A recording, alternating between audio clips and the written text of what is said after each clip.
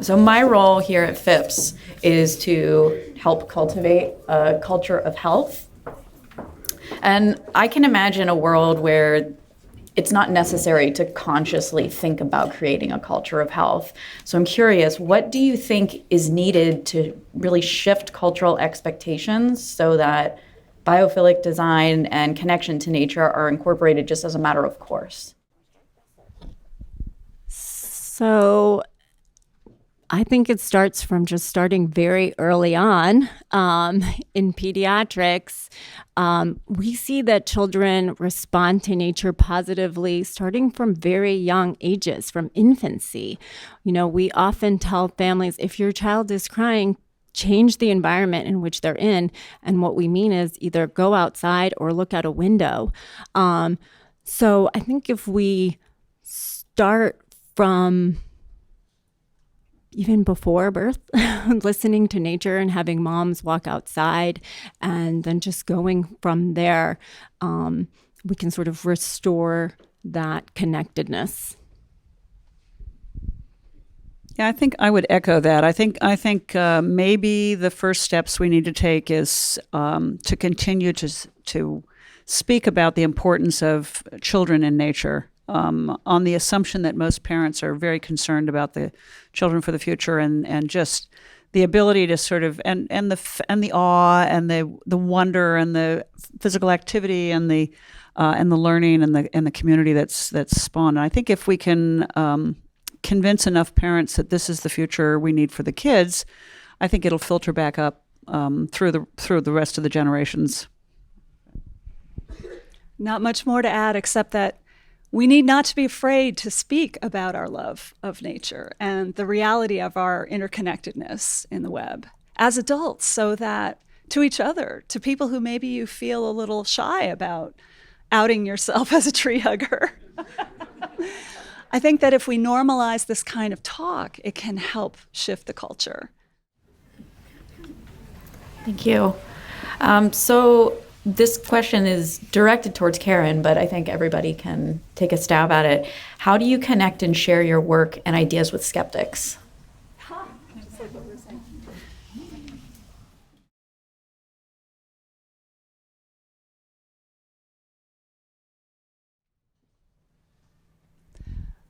I'll have to think about that. Pictures. Pictures are the answer. I mean, I think, and of course, pictures are just visual. So it's been really interesting to listen to the poets that have spoken today, and there have been a number of poets. How difficult it is to get people to think about the other sensory experiences. But pictures make a huge impact in terms of making people aware of what could be. And if we could find a way to capture the other senses somehow visually, because or maybe we need to capture those senses through other kinds of sensory experience, listening and touching, but I think it's actually the pictures that are making the difference. Do you want to pick it up now? Well, as I tried to show in my talk, there's research, although not perfect, that shows that there's evidence that nature is good for us. So you can always refer them back to the literature, hopefully maybe more simplified, because not everyone can read, 10-page papers with lots of statistics, but also perhaps by challenging them to go into nature and kind of seeing where they're coming from. Where is that skepticism coming from? In medicine, we try to use motivational interviewing as a way of transforming behavior. So having discussions with them about where their skepticism comes from and then kind of going from there. I was stymied at first because I don't think of people as being, I think I just barrel ahead, assume the best and simply represent, model an attitude because you want to create the world that we want to live in. So be the first. So this is a question that keeps coming up. So Pittsburgh has a plethora of existing buildings. What would you think are the best strategies or the best bang for your buck for retrofitting existing buildings? Okay, so as the architect in the room, let me start there. First place, most existing buildings are very biophilic. They're highly crafted. They typically are daylit. They relied on natural ventilation. They were literally connected to community and street. Many of them have beautiful porches. So I think rediscovering the way they were built and bringing them back to life. I have a master's student right now who's working on a thesis that looks at getting out of your comfort zone and externalizing program, the whole idea of taking certain parts of what we would normally seal and put indoors and putting them back outdoors, which is the front porch. It could be the fire stair. It could be the bathrooms that become externalized. I mean, it seems as if we can do things, reinvent historic buildings to actually create a garden in the middle of the building. You take an old abandoned shopping mall and you cut a hole in the middle and all of a sudden it's a different place, right? I don't know anything about architecture, but I do know from the studies that I've looked at that sometimes even just having as few as 3 plants indoors was considered being closer to nature. So that's one easy thing. Plant a tree outside the window.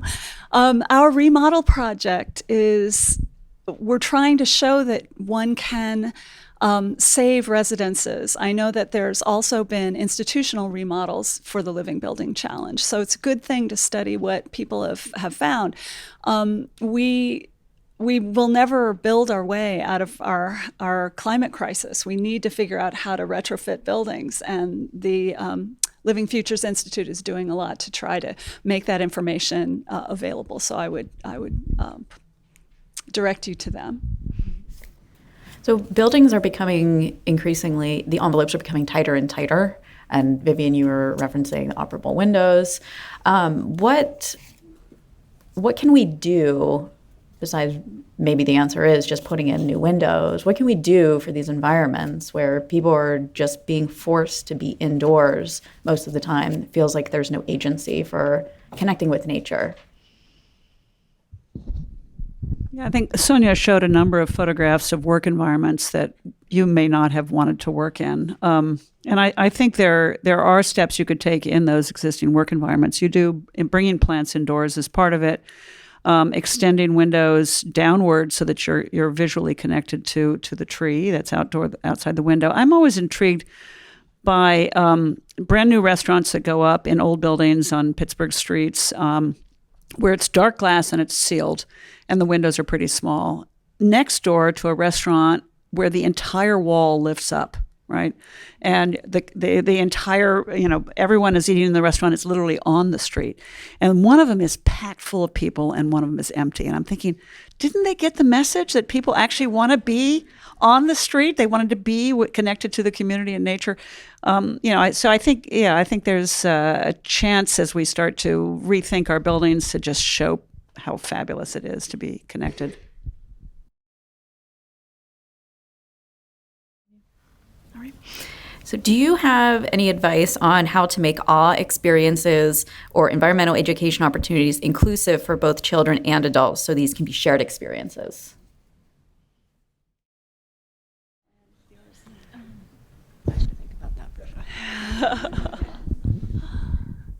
I think there are a lot of great programs in parks. It seems like cities are really doing a lot to try to invite families together to explore. When I look at the programming in around Seattle, there's a lot going on. And certainly the pediatrician gets to have a voice. Well, I think things like the park's prescription is something that gets to that. You're having this conversation with the child and their parent or whole family sometimes. And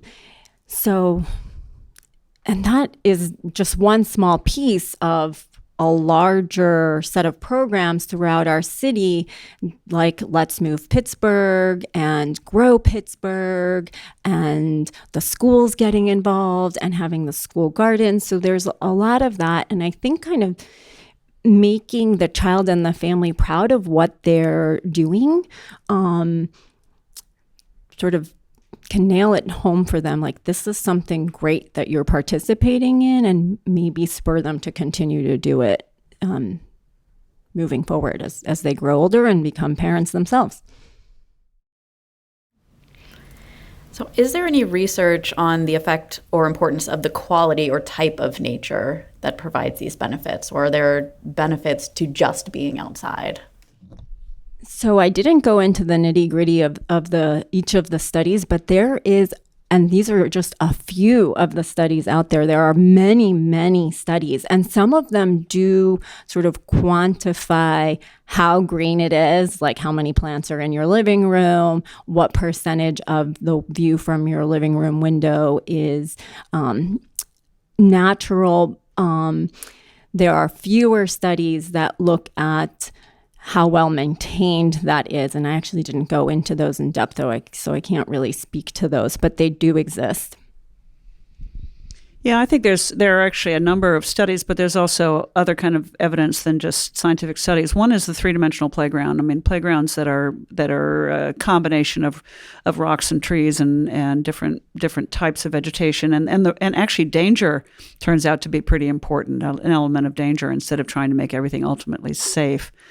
I do think there's the whole secondary effect of types of nature, which are bees and butterflies and bugs and ants, and I think we've forgotten that we need biodiversity in order to get to get plants and animals and insects, and so I think that it can't be an overly manicured, and it certainly can't be a single species type monoculture. Don't I remember that Richard Louv really writes a lot about the complexity of the natural systems as being good brain stimulation? And those books are very interesting. Sort of following that last train of thought, this is a question that came up during the last session, but also how do we balance the benefits of connecting with nature with the potential dangers of connecting with nature? For example, going out for a walk and getting bit by a tick and contracting Lyme disease, and the fear of that. How is that balanced? The last panelists gave some thoughts on that. I'm curious what yours are as well. In my experience training as an outdoor education mentor, I was taught that first thing you do is you teach about what the actual hazards of the place are. People don't need to worry about things that don't exist. They don't need to worry about sharks in, certain waters. They don't need to worry about ticks in certain places, or what a tick looks like. A certain amount of danger, a certain amount of risk is very piquant to the childhood curiosity. That's good. But then giving them a sense of a handle of how to feel that they understand it and they know what to do when they see it, that's all a good thing. Sure. I mean, so we have 2 little kids, and my husband does pediatric critical care, and he's always like, people say, "Oh, aren't you worried when you see your kid?" Oh, I have a 3-year-old. That's crazy. Climbing at the top of the playground. And he's like, "Oh, I've never seen that in the ICU, so it's probably okay."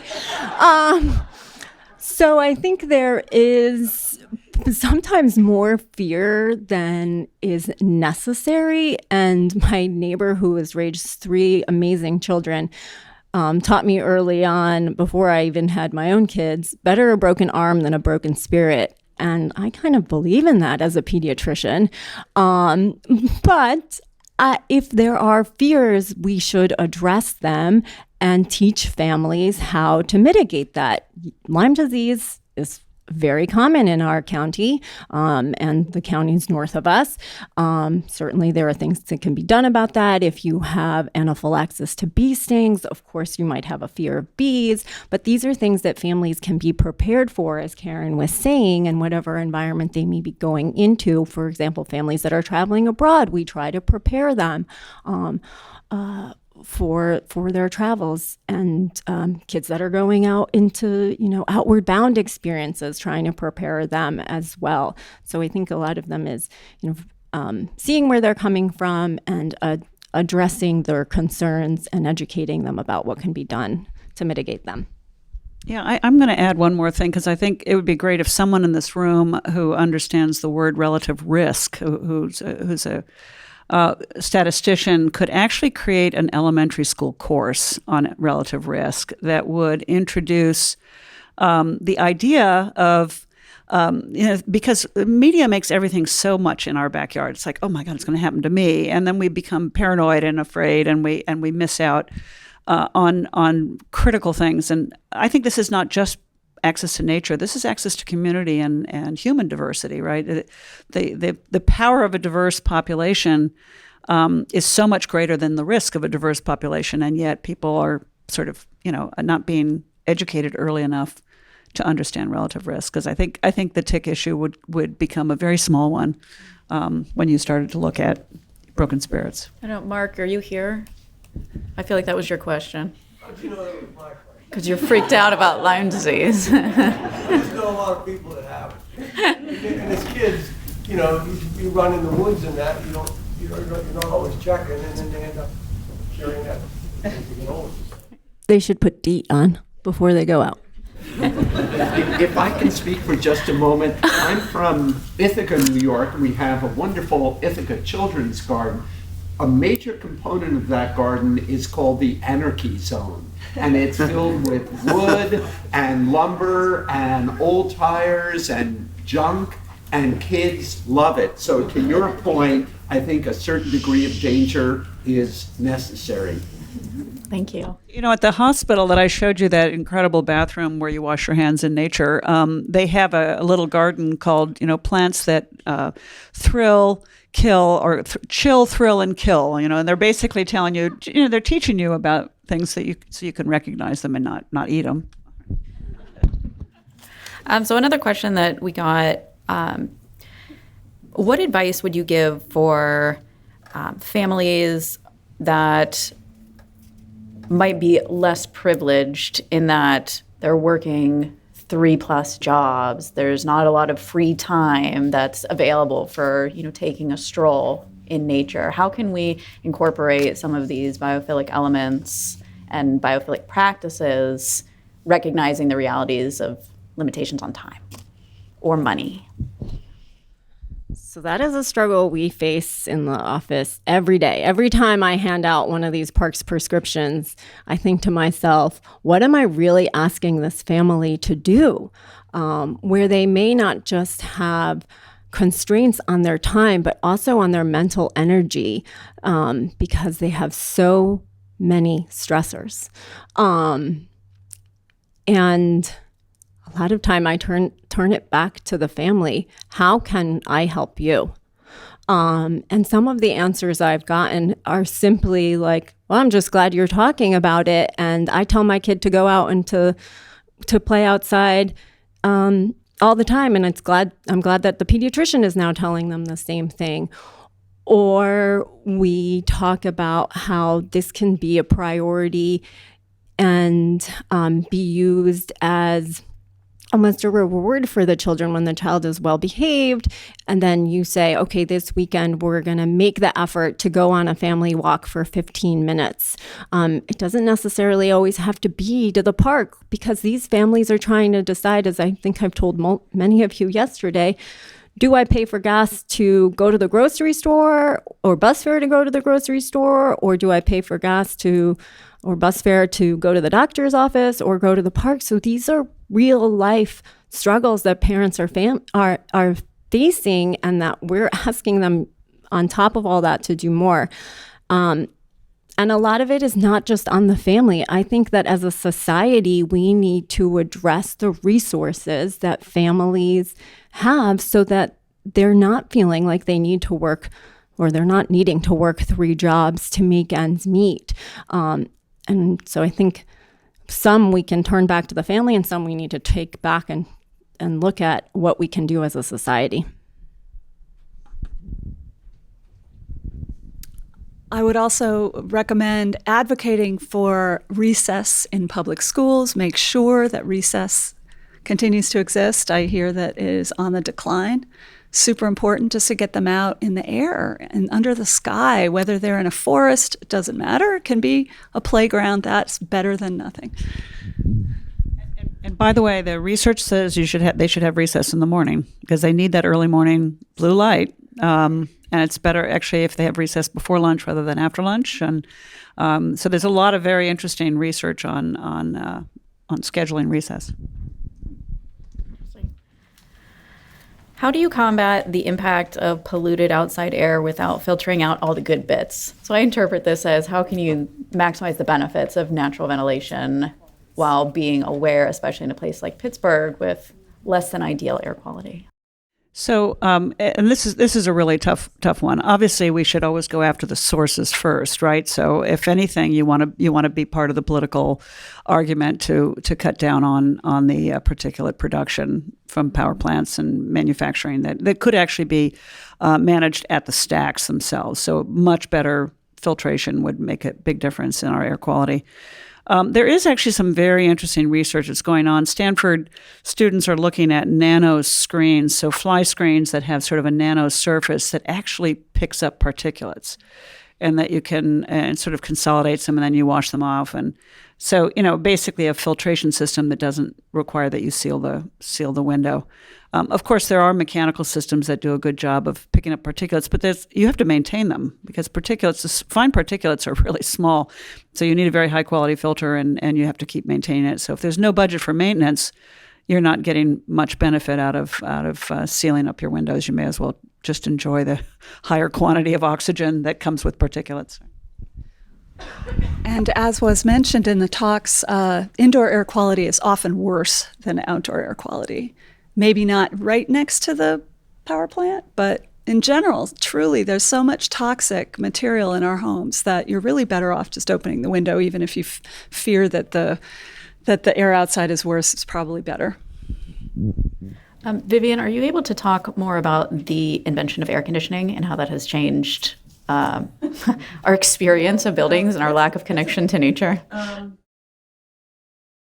Yeah, I mean, I can obviously. I mean, air conditioning has been somewhere in the early 50s, late 40s when air conditioning really began to grow rapidly. And if you look at the number of air conditioning units added per year across America, it continues to accelerate, and more critically, it's accelerating rapidly in Asia and other hot climates. So air conditioning is rampantly changing the way in which people live and work and study.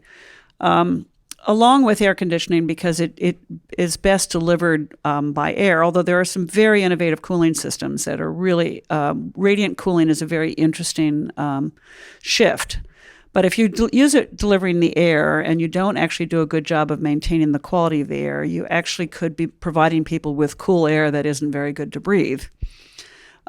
Or if you use split heat pumps, so what you see in a lot of little micro restaurants is things hanging on the wall, they don't come with air at all. They're just cooling. So you may actually have very poor air quality even though you've got air conditioning. So getting one of my particular biases is that we should separate our delivery of breathing air from our delivery of cooling. We should never be bundling the two.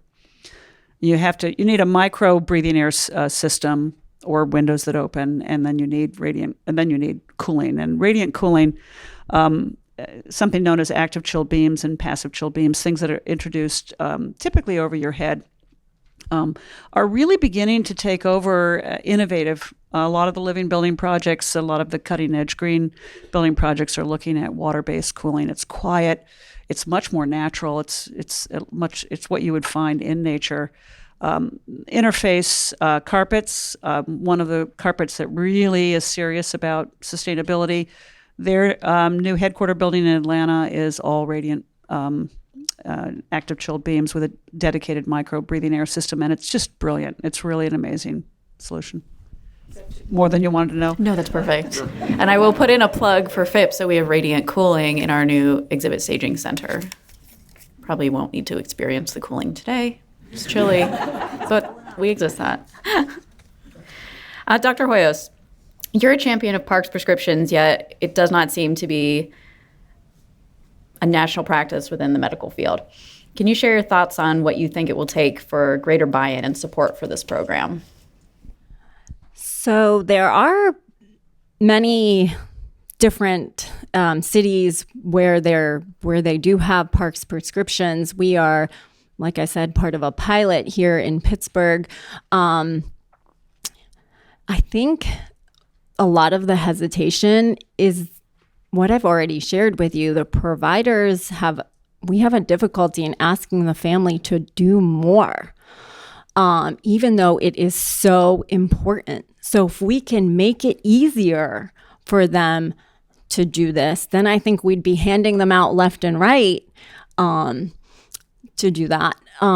I think also sharing with providers some of this evidence, because not everyone is as biophilic as I am, I think.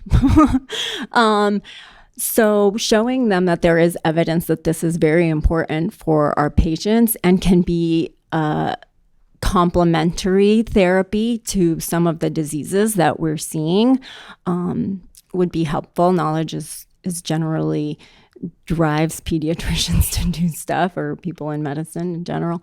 And I think that's all I'm going to say. So a potentially complicated question. Is it possible to fully implement biophilia in a capitalist society?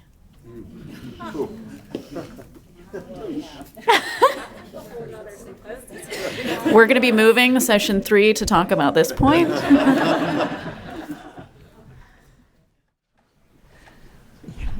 We need to rethink what capitalism means. If it's just about never-ending growth, certainly that is not a sustainable foundation. I wish, I don't know if Tim Beatley is still here, but, if you look at some of the biophilic cities, I think they've managed to turn this into a huge financial boost and an attraction. I know Singapore specifically has turned not just the biophilic, introduction of massive nature, but the way in which they manage water and try to, regenerate environments is turning it into sort of the destination of the decade, right? This is going back to when I was an undergrad, but I did some research in Kenya looking at the effects of living next to wildlife, what these effects had on the nomadic people in this region of southern Kenya. And one of the things we learned was that if you make it monetarily or financially viable for them, they will continue to protect the nature just as it was important to them when they were allowed to be nomadic, prior to colonization. And I think actually in Zimbabwe was one of the examples where they do this very, very well. So maybe I think a lot of people have spoken about it. You just mentioned Dr.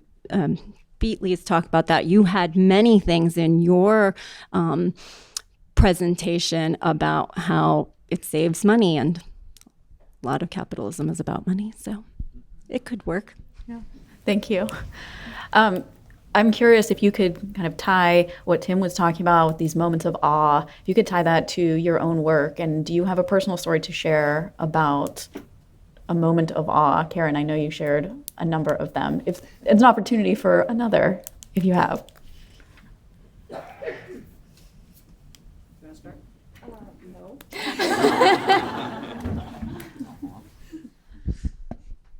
That's a tough one, because there are thousands of micro moments of awe, and then there are the ones where the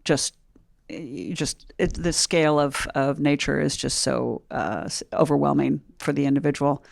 I think for me, I think when you look at just imagine eco resorts, and we've looked at climates from Phoenix to Seattle to Zimbabwe to I mean, every one of those, if I can imagine being of place, being specifically feeling when I'm in Phoenix, just earthen construction and the radiant quality of being in an adobe or a rammed earth building. I mean, those are moments of awe for me. It is a very multisensory, and I for me, it's the diversity of those places that are driven by the climates and cultures around the world that just continue to give me moments of awe.